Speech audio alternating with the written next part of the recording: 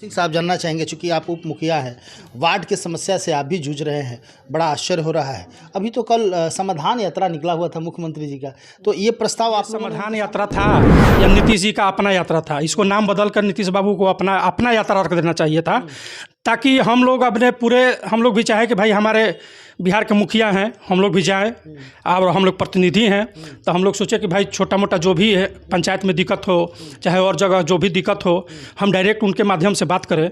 लेकिन कहीं भी किसी तरह का उनके प्रति हम नहीं देखे। त्रिस्तरीय पंचायत राज व्यवस्था में आज पहली बार ऐसा हुआ है कि माननीय मुख्यमंत्री द्वारा समाधान यात्रा निकाला गया और प्रतिनिधियों को इग्नोर किया गया। विफल हो गया क्या समाधान यात्रा इनका? पूरी तरह विफल है।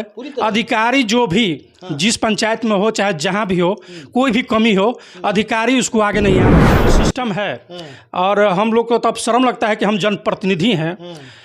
जातीय आवासीय बनाने जानते हैं हम लोग जनप्रतिनिधि, किसी का लेकर के पब्लिक है, तो हम लोगों से भी पैसा का डिमांड होता है। अभी देख लीजिए ब्लॉक में परिमार्जन दिया हुआ है, कितना दाखिल खारिज अभी हम लोग दिए हैं। जन्म प्रमाण पत्र के लिए वही स्थिति है, जाति प्रमाण पत्र के लिए वही स्थिति है, आवासीय प्रमाण पत्र के लिए वही।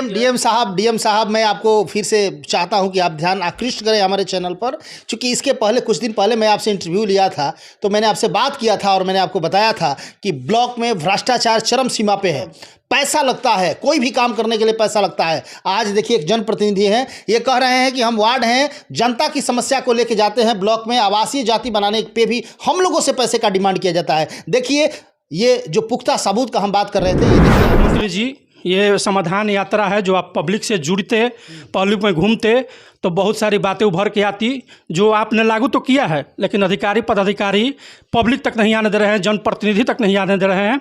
तो आप पब्लिक से सीधे जुड़े, इसके बाद आपको पता चल जाएगा कि कितना विकास हो रहा है, कितना लूट हो रहा है, और धरातल को किसी भी विकास कार्य में भागीदारिता नहीं निभाई जा रही है। मुखिया जो लोग अपने मन से जो भी योजना चल रही है पंचायतों में अपने मन से कर रहा है, लोग वार्ड को बोल रहे हैं कि वार्ड माने जीरो, आप लोग कुछ नहीं है। आपको मुख्यमंत्री जी जैसे समस्या से निजात दिलाना चाह रहे हैं, वो समस्या से निजात तब होगा जब आप जनप्रतिनिधियों से मिलेंगे, क्योंकि जहाँ पे भ्रष्टाचार चरम सीमा पे है, जहाँ पे ऊपर से नीचे तक कमीशन खोरी चल रहा है, सिर्फ उन्हीं लोगों के बीच आप समाधान यात्रा लेके जाएंगे। को देते हैं पूरा ज्ञापांक, उनका जो था दिनांक था, हम लोग टोटल टाइप करके रखा हुआ था कि आपके द्वारा वहाँ से निर्देशित है। कोई पदाधिकारी नहीं बताया है? नहीं, कोई नहीं बोलता है। यहाँ बीडीओ साहब से बात करने पर बोलते हैं, बीपीआरओ साहब से हम लोग पूछे हैं कितने बार मिले हैं, लेकिन सही ढंग से कोई जवाब देने के लिए तैयार नहीं है। क्योंकि उन लोगों को हमको लगता है कि मुखिया जी से डायरेक्ट अपना मिल जाता होगा पैसा कमीशन जो भी है। और हम लोग समृद्धि न्यूज़ चैनल और मैं हूँ अशोक तिवारी। इस वक्त कुल्हड़िया पंचायत में हम हैं और कुल्हड़िया पंचायत के उप मुखिया सुरेंद्र कुमार सिंह जी हमारे साथ मौजूद हैं। लगातार वार्ड की समस्याओं को लेकर हमेशा से लड़ते आ रहे हैं और बहुत जुझारू नेता है। अपने पंचायत को अथक प्रयास करते हैं कि हमारे पंचायत में कहीं से भी कोई त्रुटि ना हो, विकास के पथ पर हमेशा अग्रसर हो, लगातार काम होते रहते हैं। लेकिन बहुत सारे सवाल हैं जो आज हम इनसे करने वाले हैं, और इनके भी बहुत सारे सवाल हैं जो ये सरकार से करने वाले हैं। क्योंकि हमारी इनकी जब बात हुई तो इन्होंने बताया था, तो उस पर लगभग हो गया। हालांकि आप दूसरी बार चुनाव जीते हैं, उप मुखिया हैं आप, वार्ड संघ का नेतृत्व करते हैं शुरू से ही।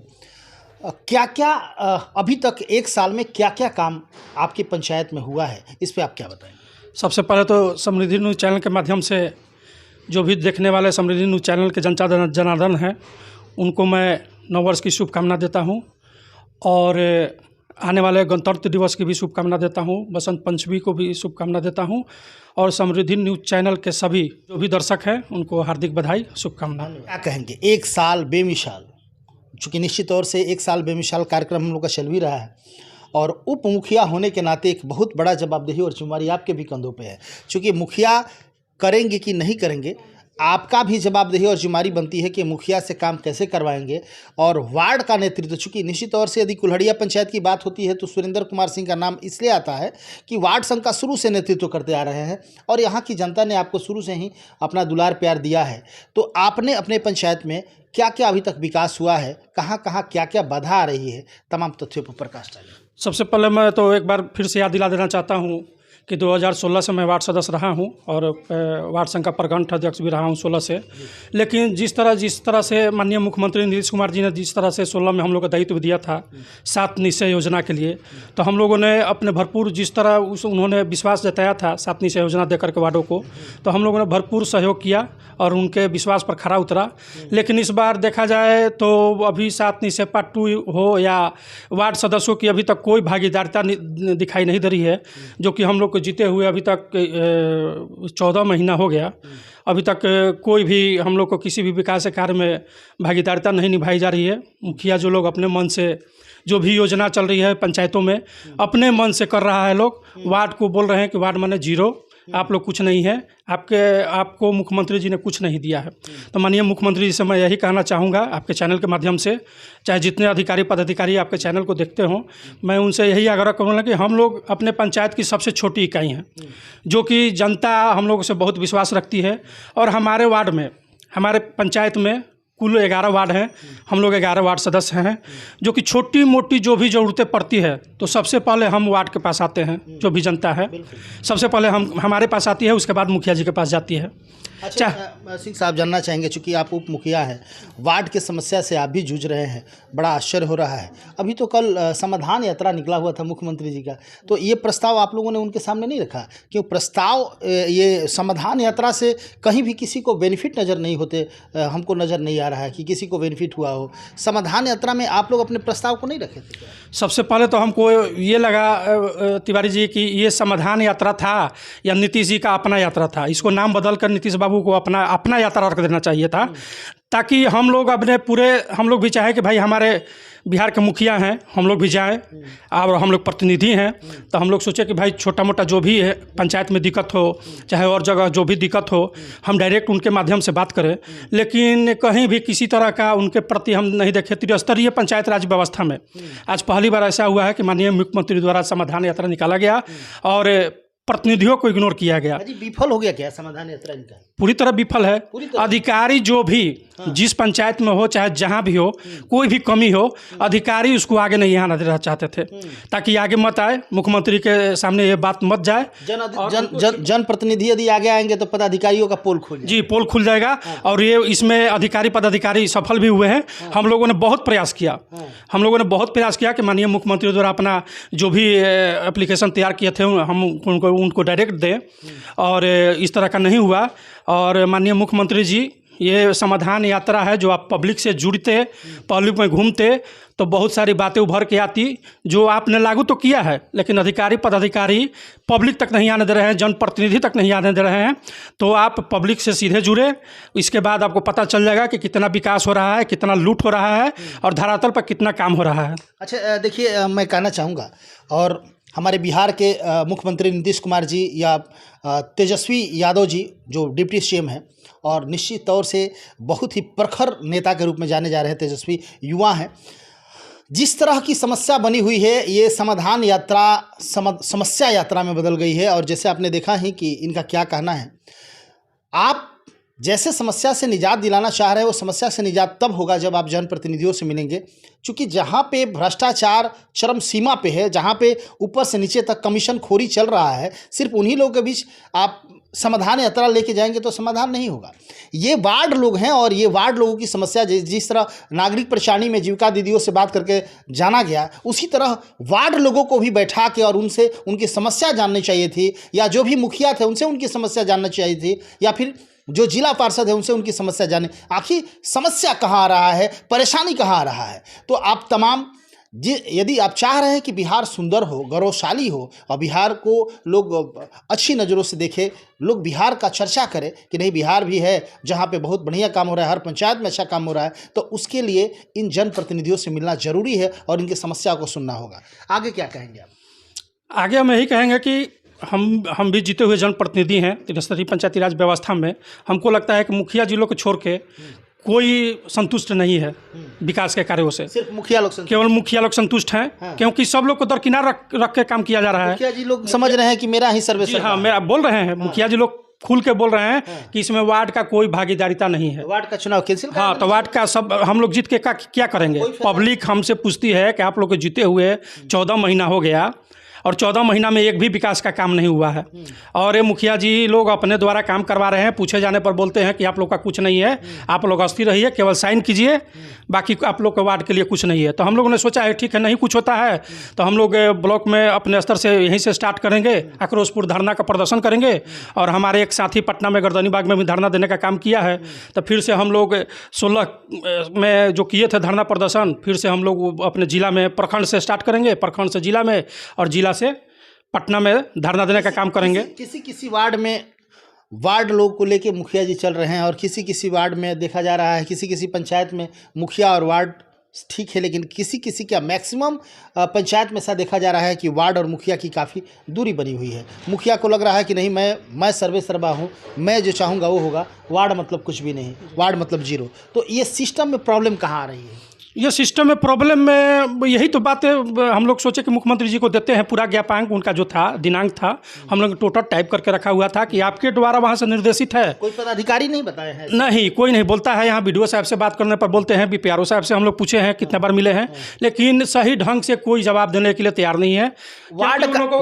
क्योंकि उन लोगों को हमको लगता है कि मुखिया जी से डायरेक्ट अपना मिल जाता होगा पैसा कमीशन जो भी है, और हम लोगों की बात को दबा दिया जाता है। और ब्लॉक का जो सिस्टम है, और हम लोग को तो अब शर्म लगता है कि हम जनप्रतिनिधि हैं। जातीय आवासीय बनाने जानते हैं हम लोग जनप्रतिनिधि, किसी का लेकर के पब्लिक है, तो हम लोगों से भी पैसा का डिमांड होता है। अभी देख लीजिए ब्लॉक में परिमार्जन दिया हुआ है कितना, दाखिल खारिज अभी हम लोग दिए हैं।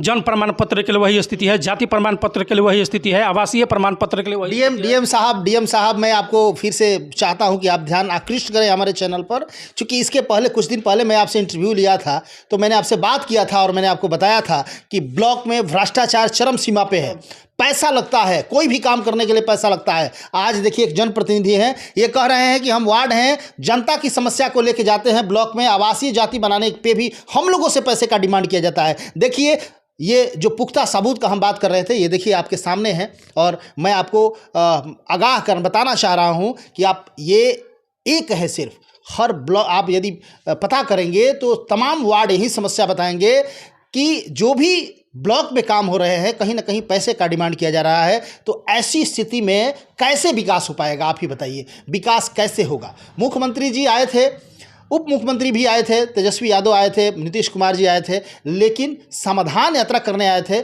समस्या यात्रा बन के चला गया। ये कहीं ना कहीं कुछ लोगों के लिए तो समाधान जरूर हुआ, लेकिन मैक्सिमम लोगों के लिए समस्या बन के रह गया।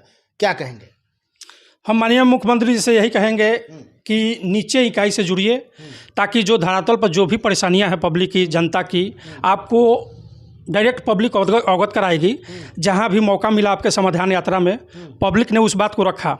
अभी हम देखे संदेश में एक किसान भाई ने रखा उनके सामने कि हमारे नहर में पानी नहीं आती है। उतना किसान के नज़दीक से वो जा रहे थे तो रख दिया। जितना दूरी बना हुआ था आप लोग के बीच, आप कैसे रख पाएंगे? हम नहीं रख पाए, हम लोग को उनके पास जाने नहीं दिया गया। हम जनप्रतिनिधि हैं, नहीं जाने दिया गया। अगर जाते तब ना हम अपना उनको विचार रखते क्या परेशानी है, क्या नहीं हो रहा है, तो पोल ना खोल देते हैं। जी यही बात है। तो इसीलिए अधिकारी हम लोगों को जाने का अनुमति नहीं दिया और नहीं कहीं खड़ा होने के दिया, बोला कि बैरिकेडिंग के पीछे रहिए। इस तरह का जो रवैया है, तो हम भी जनप्रतिनिधि हैं। तब नीतीश बाबू को, माननीय मुख्यमंत्री जी को बता देना चाहता है कि हम सभी बिहार के 38 जिला के वार्ड सदस्य आपस में बात करते हैं, हर एक जिला में बात करते हैं, और आगामी आने वाले चुनाव में अगर वार्ड सदस्यों को अधिकार नहीं मिला तो फिर हम लोग अपना झंडा लहराएंगे और उनको परिणाम घोषित करके दिखाएंगे। तो एक बहुत बड़ा आंदोलन होने जा रहा है मुख्यमंत्री जी, और इसका रिजल्ट बहुत भयानक होने वाला है, इसलिए संभलना होगा। जो समस्याएं बन रही है इसका समाधान कैसे हो, इसको देखना होगा। क्योंकि तमाम वार्ड चिंतित है कि आखिर हम चुनाव लड़े तो मेरा रोल क्या है, मेरा काम क्या है, किसी को पता ही नहीं चल रहा है कि मेरा काम क्या है। तमाम वार्ड परेशान है, जिस पंचायत में जा रहे हैं वार्ड परेशान है, और मुखिया जी का बल्ले बल्ले है। आखिर क्यों है, कहाँ समस्या है? आपने समाधान यात्रा निकाला और एक दो पंचायतों को आपने घूम के वापस, आप भोजपुर जिला में आप आए थे और आप कोइलवर और संदेश, उसके बाद वापस और आरा गए थे और वापस। ये 3 ही प्रखंड में भोजपुर जिला नहीं है। भोजपुर जिला 228 पंचायत है, शायद इधर कुछ पंचायत कम हुआ है, लेकिन 14 प्रखंड है। 14 प्रखंड का कम से कम सामना करना चाहिए था, लोगों की समस्या जाननी चाहिए थी। जीविका दीदी से मिले, वार्ड सदस्य भी मिलना चाहिए था, कहीं ना कहीं ऐसी व्यवस्था करनी चाहिए थी ताकि इन लोगों से आप कम से कम रूबरू हो सके इनकी समस्या को अवगत, नहीं तो बदनाम आप हो रहे हैं। आप पे चूँकि जिस तरह का भ्रष्टाचार चल रहे हैं, चरम सीमा पर बिहार में है, तो कहीं न कहीं ये भ्रष्टाचार का आरोप आप पे लग रहे हैं कि आप ये भ्रष्टाचार का बढ़ावा दे रहे हैं। चूँकि आखिर पदाधिकारी ऐसे कर रहे हैं तो कैसे कर रहे हैं, और इसकी समस्या का समाधान क्यों नहीं हो रहा है? ये लोग जाते हैं उच्च पदाधिकारी को बताते हैं, इसके बावजूद भी कोई सुनवाई नहीं होता है। उच्च पदाधिकारी कहते हैं नहीं ये मेरे दायरे में नहीं आता है, ये तो बीडीओ साहब देखते हैं। बीडीओ साहब कहते हैं कि नहीं ये तो बीपीआरओ देखते हैं। बीपीआरओ कहते हैं कि ये तो इस तरह ये तो कहने में ये समस्या का समाधान नहीं होगा। और ये समाधान यात्रा यदि आपको लग रहा है कि सफल हुआ है, तो मैं आपको बता दे रहा हूँ, ये मैं नहीं कर रहा हूँ, यहाँ की जनता की आवाज़ है कि आपका समाधान यात्रा बिल्कुल विफल हो चुकी है, समस्या यात्रा में तब्दील हो गई है। देखिए जैसे कि इन्होंने सुरेंद्र सिंह जी ने कहा कि अपना यात्रा इसका नाम रखना चाहिए था। कुछ लोग कह रहे हैं कि समस्या यात्रा इसका नाम रखना चाहिए था। कुछ लोग कह रहे हैं कि इसका उद्घाटन यात्रा नाम रखना चाहिए था। अलग अलग लोगों का अलग अलग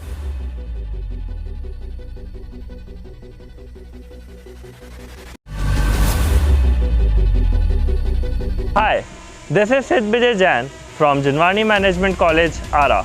We are happy to announce that we are the first private college in Ara with world-class infrastructure to provide professional courses like MBA, BBA and BCA.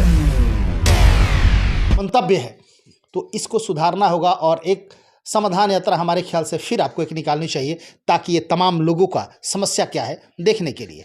तो चलते चलते हमारे दर्शकों को आप क्या कहेंगे, और जो भी पदाधिकारी देख रहे हैं उनको क्या कहेंगे? हम सभी अधिकारी पदाधिकारी से यही विनती करते हैं कि जो भी सिस्टम है, चाहे जो भी वहाँ से माननीय मुख्यमंत्री जी की तरफ से जो भी पत्रांक के अनुसार आता है, तो उसको लागू करवाया जाए और हम सभी वार्ड सदस्यों को एक मान सम्मान दिया जाए, ताकि हम भी जीते हुए प्रतिनिधि हैं। और मुखिया जी लोग से टफ चुनाव हम लोगों का होता है, क्योंकि उनको हर एक वार्ड से वोट लेना पड़ता है और हम लोग एक ही जगह से उतना वोट से जीतते हैं। तो इस पे ध्यान दिया जाए और सभी अपने वार्ड सदस्य भाइयों को खासकर मैं बोलना चाहता हूँ कि धैर्य रखें, और अगर नहीं होगा तो हम लोग आंदोलन एकदम जिस तरह से हम लोगों ने चालू किया था, फिर से हम लोग वो आंदोलन चालू करेंगे। अगर इससे नहीं होगा तो पूरे बिहार के वार्ड सदस्य हम लोग एकजुट होकर के सामूहिक इस्तीफा देने का काम करेंगे। धन्यवाद। बहुत बहुत धन्यवाद आपको भी। देखते रहिए Samriddhi news channel. Camera person Rajeesh के साथ, थैंक यू।